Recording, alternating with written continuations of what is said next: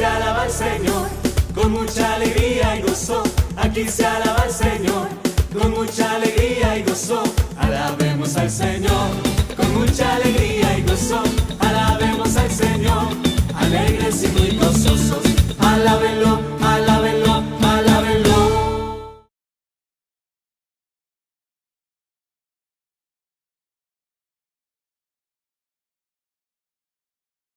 Inspire nuestras obras, las sostenga y acompañe, para que todo nuestro trabajo brote de ti, que eres su fuente, y se dirija a ti, que eres su fin, por Jesucristo nuestro Señor.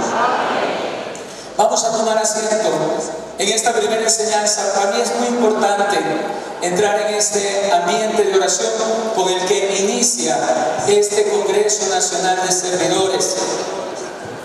Vamos a hablar de los desafíos que enfrentan nuestros líderes carismáticos hoy, y vamos también a hablar de las cualidades que tiene un líder carismático en estos tiempos.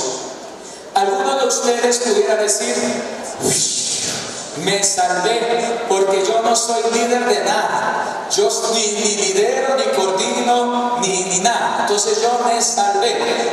Y resulta que eso no es verdad, que usted es líder en el lugar donde el Señor lo ha querido poner. Líder para conducir a las personas que están en su vida cotidiana al encuentro con el Señor. También ejerce un liderazgo ahí. Y si hoy no es líder, el mundo da muchas vueltas y mañana usted puede ser el coordinador o la coordinadora de su grupo. Así que nunca sabe. Por eso es interesante que entienda que usted es un líder. Bien, ¿cuáles son los desafíos? Pero no todos los cambios han sido para bien. Es importante mirar cómo el mundo está cambiando para que la iglesia pueda dar una respuesta a ese mundo. El Papa Juan XXIII le tocó vivir una situación parecida a la que nosotros vivimos. Y en esa época, él acuñó un término que fue lo que va a guiar toda la realización del Concilio Vaticano II, que va a cambiar muchas cosas en la iglesia. Y fue la palabra ayornamiento. Cuando yo hablo de las fuentes de la renovación carismática católica y hablo del Papa Juan XXIII, hago referencia a esta palabra ayornamiento, que en realidad es toda una filosofía. El Papa Juan XXIII decía que la iglesia no necesitaba cambiar nada en su doctrina, que la iglesia tenía que defender y mantener su doctrina, pero que necesitaba un ayornamiento. La palabra ayornamiento traduce literalmente ponerse al día. Y él decía que la iglesia, que la doctrina de nuestra iglesia necesitaba ponerse al día. Recordemos que cuando llega Juan XXIII al papado, uno de sus primeros signos fue abrir las puertas y ventanas. Y entonces, cuando le preguntaron: Santo Padre, ¿por qué está abriendo usted las puertas y las ventanas de todo el Vaticano? Él le respondió: es porque la iglesia necesita un ayornamiento. Y esto no quería decir otra cosa, sino que en tiempos difíciles, que en tiempos duros, no necesitamos inventar muchas cosas, no necesitamos hacer tantas cosas, ni buscar conceptos. Lo que necesita la iglesia en los tiempos difíciles es una nueva efusión del Espíritu Santo, que le permita al Espíritu Santo hacer nuevas todas las cosas, que le permita hacer el Espíritu Santo renovar la iglesia y renovar nuestras vidas. Hoy necesitamos otra vez un ayornamiento. Venimos de una pandemia, un tiempo fuerte donde vimos morir personas queridas y amadas. Venimos de un tiempo donde el luto y la tristeza llenó nuestros países, llenó nuestra renovación. Muchos de nuestros hermanos de comunidad y de grupos murieron en la pandemia y el mundo se enfrentó cara a cara con la muerte, se enfrentó cara a cara con la debilidad humana, se enfrentó cara a cara con su propia soledad. Y eso hizo que hoy muchos de nosotros vivamos con miedo a la muerte, vivamos con miedo a los retos, vivamos con miedo a los desafíos. Ya van más de 2 años de pandemia y hay muchas personas que aún todavía no han regresado a las Eucaristías, que aún todavía están en sus casas y no quieren salir de ellas. Los problemas de salud mental han aumentado grandemente. Tenemos problemas de depresión, tenemos problemas de ansiedad, de ataques de pánico. Tenemos una sociedad que si antes era inmediatista, ahora lo es mucho más, porque quiere vivir el ya, el ahora, el momento, porque no sabe si tendrá una oportunidad el día de mañana. Tenemos hoy esta sociedad de pospandemia con un sinnúmero de retos económicos también, porque nosotros pensamos que el mundo había aprendido de la pandemia y pensamos que íbamos a salir más humanos y mejores cristianos de la pandemia. Y a los pocos meses de la pandemia estrenamos una guerra que tiene amenazas de convertirse en una guerra mundial. Salimos de este dolor tan grande y la violencia se tomó nuestras ciudades, se tomó nuestras provincias y tenemos muertos por doquier que hasta me atrevería a decir están igualando al número de los que murieron en la pandemia. Una pandemia más dura y difícil de erradicar, que es la violencia, la falta de paz en el corazón. Porque la pandemia descubre una vacuna y comienza a ser controlada, pero el odio, el rencor, los resentimientos en el corazón, ¿quién los controla? Es más difícil erradicar el dolor y la maldad del corazón de los hombres. Estamos en una crisis económica, bancos en Estados Unidos quebrando, gente viviendo en países como en Colombia con una inflación desbordada, subiendo muchos alimentos y cosas, la pobreza campeando en nuestras ciudades. Tenemos hoy la ideología de género más arraigada que antes. Y se nos viene un cisma en la iglesia desde Alemania. Esto entre muchas otras cosas para darles un panorama. Y la pregunta es, nosotros como iglesia, ¿qué estamos haciendo? Y la pregunta es, nosotros como Renovación Carismática Católica, ¿qué estamos haciendo? Y miro los signos de los tiempos también para la Renovación Carismática Católica, donde en muchos de nuestros grupos de oración, en nuestras localidades, en nuestras diócesis, la renovación carismática se nos está envejeciendo y en vez de aumentar los grupos de oración están disminuyendo, donde nuestros jóvenes no se acercan a la fe, sino que prefieren las nuevas corrientes mundanas, donde hay servidores cansados, desgastados, que ya no quieren servir al Señor. Ese panorama triste lo tenemos también dentro de nuestra iglesia, dentro de nuestra renovación carismática, donde nuestros servidores también estamos viviendo el relativismo y el secularismo dentro de nuestras comunidades. ¿Qué hacer ante este panorama? ¿Cómo llegar a los pies de Cristo y llevar a otras personas a los pies del Señor? A veces tenemos una visión muy recortada de la renovación y pensamos que la renovación solamente son los cantos y las alabanzas y las sanaciones y las liberaciones. Pero les recuerdo que a los inicios de la renovación, los grandes signos de la renovación carismática eran las conversiones, el cambio de vida. Y hoy necesitamos llegar a esos orígenes donde tenemos que orar, predicar y anunciar al Señor, pidiendo que cambien los corazones de piedra en corazones de carne, pidiendo que el Espíritu Santo renueve todas las cosas. Este es el panorama que nos toca vivir. Estos son los desafíos que tenemos como servidores. Pero ¿qué tenemos que hacer? Yo he traído unos puntos que nos pueden ayudar a entender cómo enfrentar estos tiempos de cambio. En primer lugar, es necesario que el servidor entienda que necesita fe. Necesitamos fe en primer lugar para enfrentar los desafíos que se nos presentan. ¿Sabe por qué?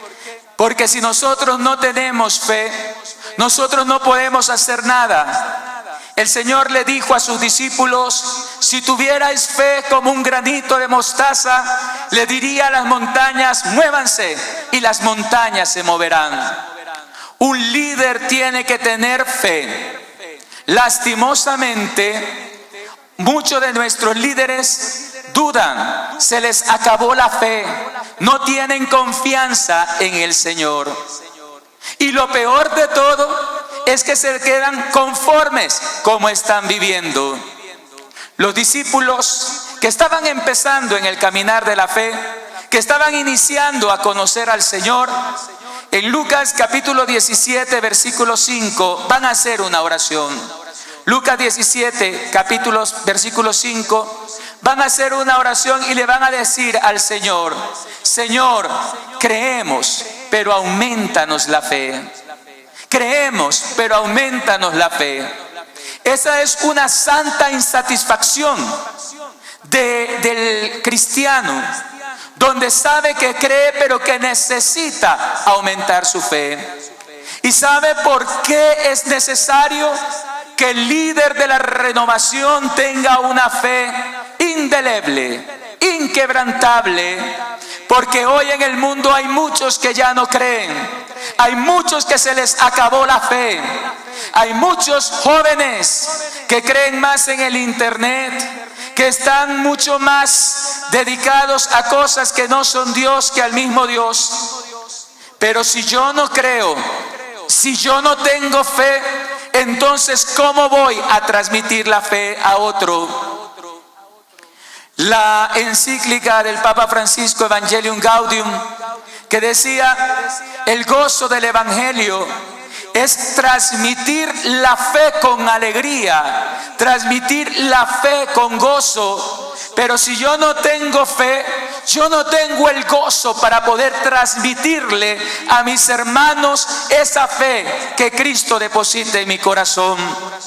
Hermanos queridos, el Señor le dijo a Santa Faustina Kowalska en la devoción de la Divina Misericordia que una de las cosas que más ofende su corazón es la falta de confianza que nosotros tenemos en Él.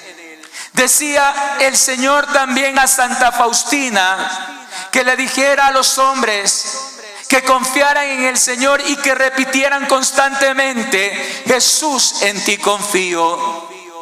Cuenta Santa Faustina que un día ella entró al oratorio de su comunidad y vio a Jesús en la Eucaristía muy triste, y le pregunta que por qué estaba triste, y entonces el Señor le responde que aquí en la Eucaristía están todas las gracias que la humanidad necesita, que en la Eucaristía están todos los favores que la humanidad pudiera querer, pero que la falta de fe y la confianza en el Señor hacen que muchas de esas gracias se pierdan.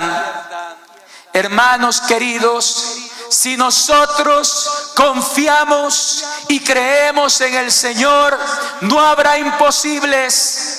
Y aunque el mundo venga difícil, y aunque las cosas sean duras, y aunque vengan obstáculos contra la fe, el que cree sabrá y podrá decirlo fuertemente al obstáculo y al problema: todo lo puedo en Cristo que me fortalece. Y entonces seremos capaces de mover montañas en el nombre del Señor. Los que iniciaron no eran muchos, eran 12, pero tenían fe. Eran 12, y en los primeros 400 años de la iglesia habían hecho que el cristianismo se extendiera por todo el mundo conocido de la época, pero tenían fe. Es triste ver la falta de fe en nuestros líderes, en nuestros sacerdotes incluso, en nuestras religiosas, en nuestros líderes. Y por esa razón a veces la evangelización no avanza. Hermano querido, cree, confía en el Señor. ¿Quiénes creen aquí? Digan amén. ¿Quiénes creen en el Señor? Digan un amén más fuerte.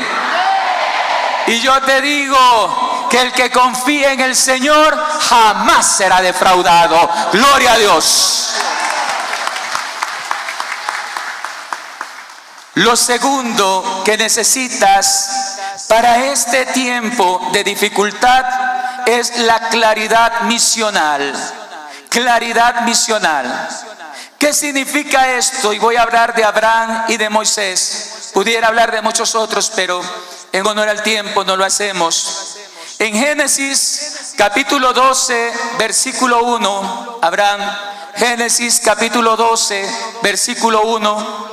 Yahvé dijo a Abraham: vete de tu tierra y de tu patria y de la casa de tu padre a la tierra que yo te mostraré. A la tierra que yo te mostraré. Vete, sal, Abraham. Éxodo capítulo 3, versículo 10. Éxodo capítulo 3, versículo 10. Moisés. Le dijo el Señor a Moisés en la zarza ardiente: ahora pues ve, yo te envío al faraón para que saques a mi pueblo, los israelitas, de Egipto. Palabra de Dios. Les cuento que cuando estaba preparando esta enseñanza, yo quería basarla toda en Moisés, pero preferí hacerla más general. Miren, Abraham y Moisés. Abraham le dice el Señor: sal de tu tierra, deja a tu familia allá en Ur de los caldeos, y sal de la tierra a la tierra que yo te mostraré. Miren, el Señor le dijo a Abraham: yo te daré tierra y te daré una gran descendencia, tan grande como las estrellas del cielo y las arenas del mar. ¿Cuándo vio Abraham la tierra prometida? Nunca. La vio de lejos, ¿verdad? Le dijo: te daré una gran descendencia como las estrellas y las arenas del mar. ¿Cuántos hijos tuvo Abraham? 2, Isaac e Ismael, ¿verdad? Isaac e Ismael. Acuérdese, la mechoneada entre Agar y Sara, ¿verdad? A Isaac, 2 hijos, y numerosos como las estrellas del mar, ¿verdad? Entonces, uno pudiera decir: pero mira, el Señor le prometió tantas cosas, pero no obtuvo nada. Pero Abraham la tenía clara, y Moisés también. A Moisés le dijo: sal de Egipto y lleva este pueblo a la tierra prometida. 40 años en el desierto, y llegando a las puertas de la tierra prometida, le dijo Dios: te voy a mostrar la tierra desde lo alto, pero tú no vas a entrar a esta tierra. 40 años y allá se quedó viéndola sola de lejos. Y uno pudiera decir: pero ¿qué pasó? ¿Qué le sucedió? Entonces, ¿dónde está la promesa de Dios? Miren, Si Abraham ni Moisés hubieran tenido claridad misional, no hubieran podido haber hecho la obra que hicieron. Porque de Moisés habló mal la gente. Servidores, la gente va a murmurar de ustedes, los va a tratar mal. Querían matar a veces a Moisés, a Abraham, cuchicheaban atrás de ellos. Pero Abraham no era como algunos servidores de la renovación carismática que decían: ay no, yo mejor entrego la coordinación, yo mejor entrego esto porque uno que les sirve y ellos hablando mal. ¡Ay, Padre! ¿Pero qué le pasa, Luchita? Mis hermanitas hablan mal de mí y yo que las quiero tanto. Y por cualquier bobada quieren ir votando las coordinaciones, las delegaciones, los trabajos, los compromisos. ¿Sabe por qué? Porque usted, hermana, o usted, hermano, no tiene claridad misional. Porque usted fue llamado para el Señor, pero usted no puso los ojos en la tierra prometida. Usted no puso los ojos en el Señor. Usted puso los ojos en quedar bien usted, en que todo el mundo lo admire, la admire, en que todo el mundo le diga: fue la mejor coordinadora, el mejor coordinador de toda la vida que hemos tenido aquí. Y si usted puso su confianza en usted mismo, usted no tiene claridad misional. Pero si usted tiene la claridad misional, como Abraham sabrá que no se sabe ni el día ni de la hora, pero cielo y tierra pasarán y la palabra del Señor se cumplirá. Moisés sabía, porque el Señor se lo dijo, que su pueblo iba a entrar en tierra prometida. Y aunque la vio de lejos, supo que el pueblo iba a entrar a la tierra prometida y que él también iba a una tierra prometida que lo estaba esperando en el cielo. La visión de Moisés era mucho más grande.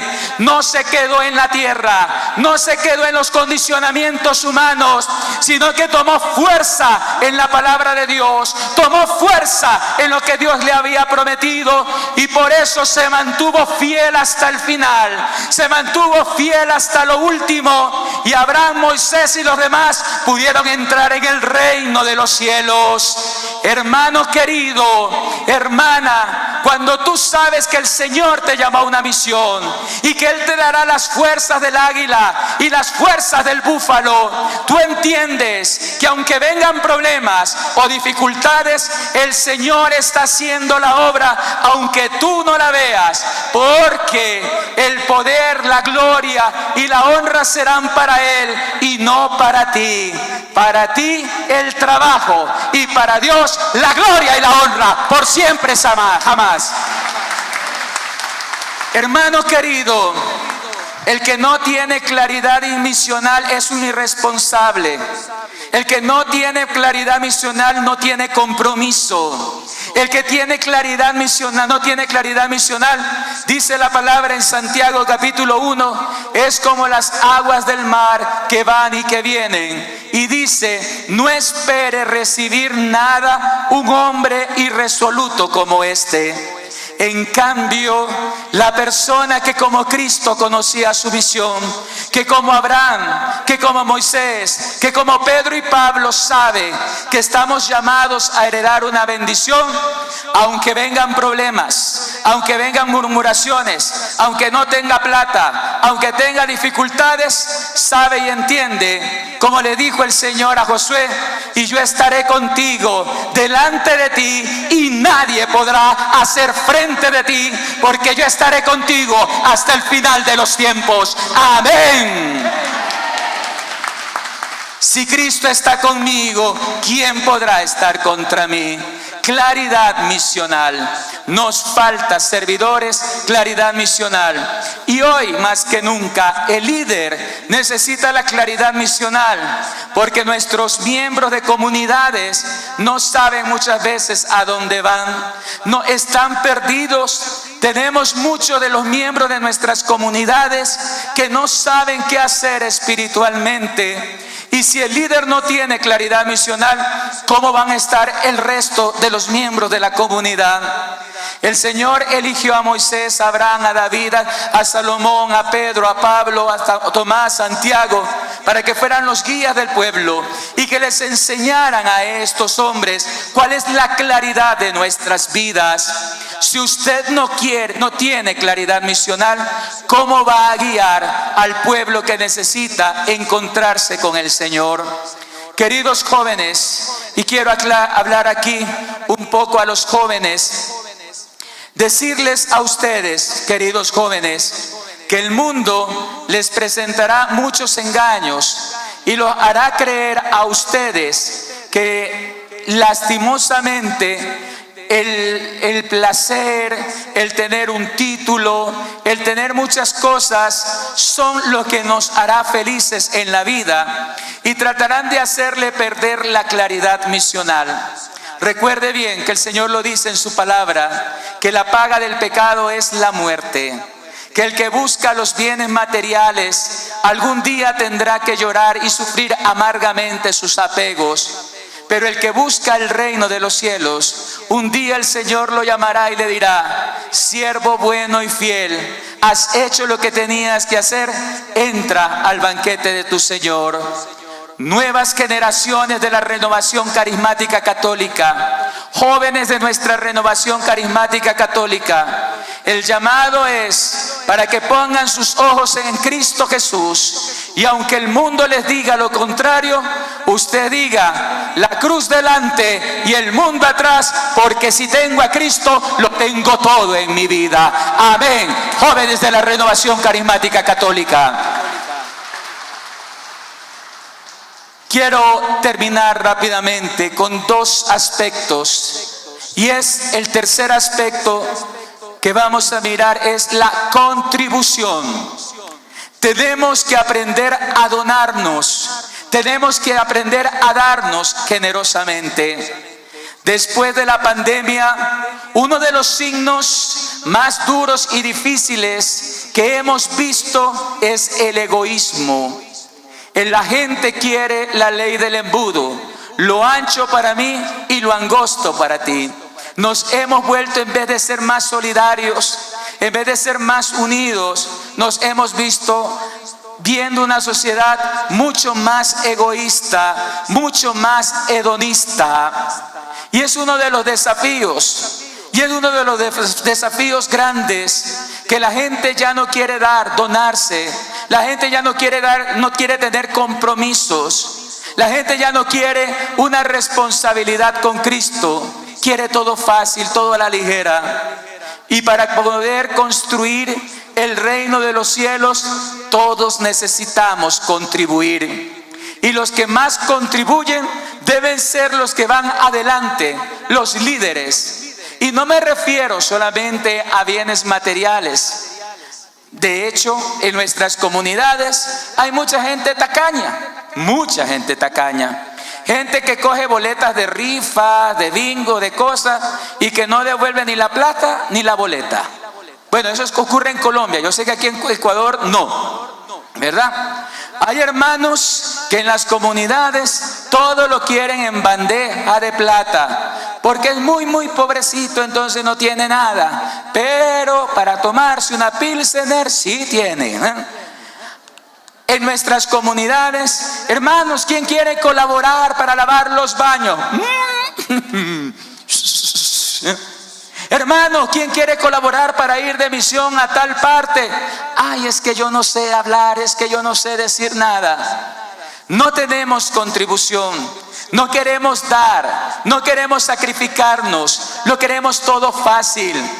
En muchos lugares piensan que las parroquias, que la iglesia tiene tanto dinero que tiene la obligación de darle todo. No han entendido que es ser iglesia cristiana. Si nosotros vemos, Pedro decía que todos somos piedra viva de este edificio espiritual, y que para construir la iglesia todos tenemos que contribuir. Hermano querido, los líderes en este mundo tan egoísta, en este mundo tan duro, tenemos que aprender a dar.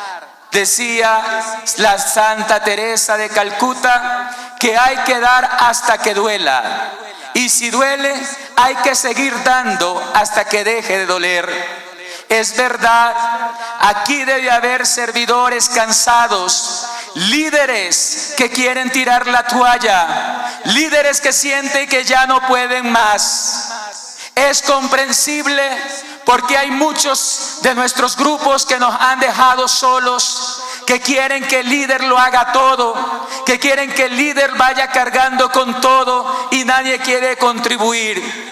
No importa, hermano, no importa. A pesar de todo, délo todo, entréguelo todo. Porque si usted lo entrega todo, lo da todo, dice la palabra de Dios que el Señor bendice al que da con alegría. Y dice la palabra de Dios que nuestra paga no está en la tierra, porque aquí en la tierra vamos a recibir habladurías, malagradecimientos, vamos a recibir críticas, pero en el cielo vamos a recibir la gloria de Dios. Queridos líderes, en este mundo tan egoísta, necesitamos entregarlo todo, necesitamos darlo todo, hasta la última gota de nuestra sangre, hasta la última gota de sudor. Eso se llama martirio. Y si lo damos todos, nosotros, dice el Señor, allá en el cielo, donde esté yo, también estará mi servidor. Y allá vamos, a la gloria de Dios. Amén. Al cielo, servidores, con todos los dolores, con todas las penas, pero habiendo dado y entregadolo todo. Y por último, el ejemplo, el testimonio.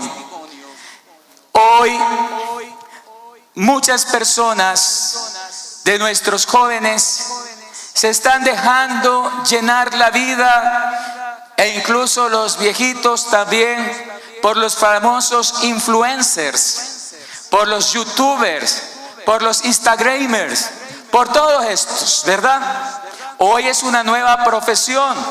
Hoy la gente quiere muchos likes, corazoncitos, pulgares arriba, a costa de lo que sea, porque eso monetiza en las redes sociales. Entonces, una de las cosas que están son los filtros, ¿verdad? El filtro puede con todo, puede con todo. O sea, ya en las redes no hay gente fea, hay gente que no tiene filtros, pero gente fea no hay, porque ellos están allí. ¿Y qué es el ejemplo que están viendo nuestra gente, nuestros jóvenes? Malas influencias, todo lo que tiene que ver con ideología de género, todo lo que tiene que ver con el mal, satanismo, etcétera. Y no tienen ejemplos en nosotros, porque el joven necesita identificarse con su líder. Pero si su líder es un amargado, si su líder no inspira, si su líder no tiene la capacidad de acogida, si su líder no tiene la capacidad de llamar, entonces ¿cómo atraeremos a los que no creen? Y no se trata de ser un payaso que se congracie con todo mundo. No se trata de decirle sí a cualquier cosa. Se trata de darle testimonio de que siendo radicales en el Señor, diciéndole no al pecado, es posible ser felices. El más feliz, la más feliz dentro de un grupo, de una comunidad de oración, tiene que ser el líder. A pesar de los sufrimientos que lleve por dentro, a pesar de los dolores que lleve por dentro, aprendamos a ser felices. No es como el payaso que solamente es por hacer reír a la gente, no, sino la felicidad que viene de dentro. El gozo que tengo yo, dice la canción, el mundo no me lo dio. Y como no me lo dio,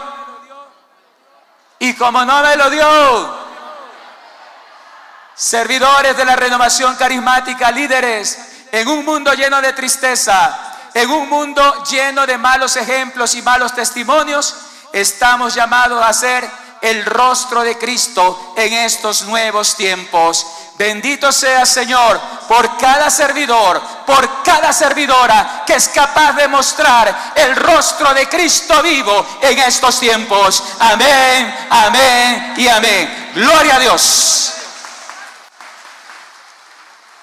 Estos son los retos de los servidores, de lo que necesitamos de nuestros líderes.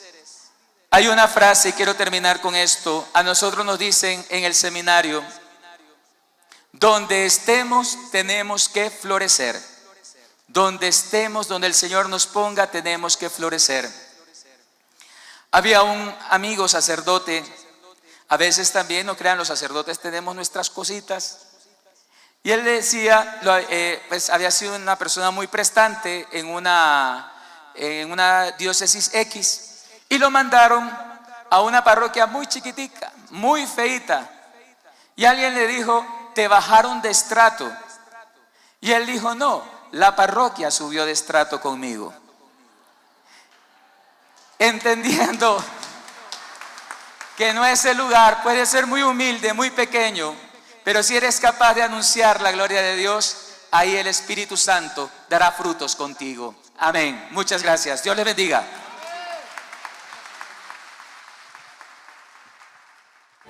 Alábenlo, alábenlo. Con el pie derecho